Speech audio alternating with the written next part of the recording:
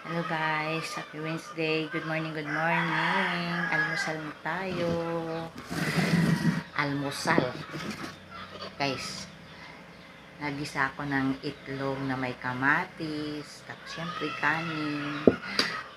Tapos meron din akong ginisa na dilis.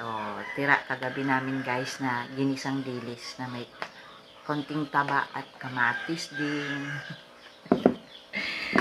At meron ding itlog, another itlog guys. Ayan, itlog. Ayan, itlog. So, puro itlog tayo ngayon at saka dilis. So, syempre, hindi mawawala ang ating kape. Ayan, coffee guys, coffee. Tara, almusal na tayo mga ka-GSM Lin Vlog dyan. Kain tayo, kain.